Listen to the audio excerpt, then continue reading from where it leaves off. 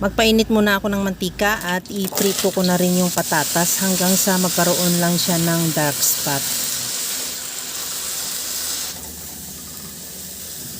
Okay na tong patatas, isunod ko na rin yung carrots. Ganong process lang din. Lutuin lang hanggang sa magkaroon din siya ng dark spot at tanggalin muna sa kawali at ilagay sa bowl at i-set aside. Sa disin na kawali, magdagdag ako ng kunting mantika at igisa ko na yung bawang.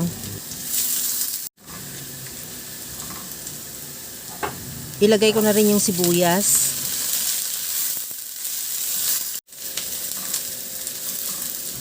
Maglagay na rin ako ng kamatis.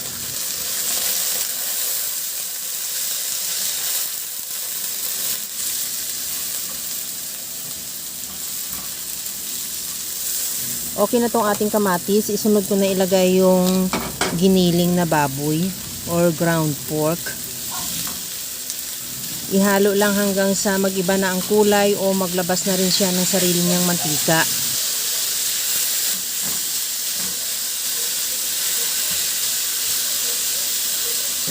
Timplahan ko na ng asin at paminta.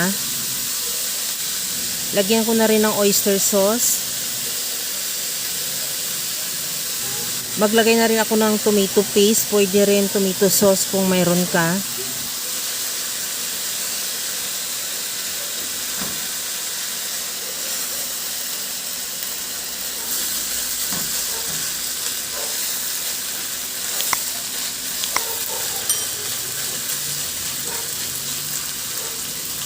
Lagyan ko na ng tubig, mga 1 cup lang. Depende sa'yo kung gusto mo ng medyo masabaw-sabaw, pwede mo rin dagdagan. At takpan hanggang sa maluto lang din yung ating karni.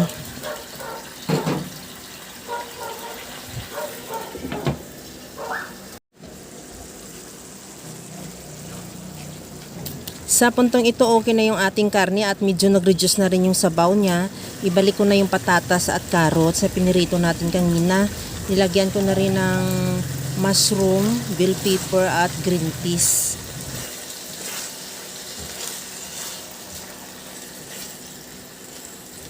Takpan ko ulit hanggang sa maluto lang din yung gulay na nilagay natin.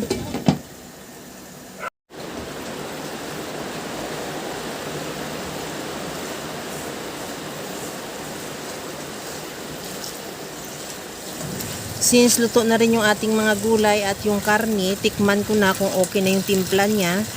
Maglagay na rin ako ng kunting liquid seasoning. Kahit anong seasoning available sa'yo, pwede.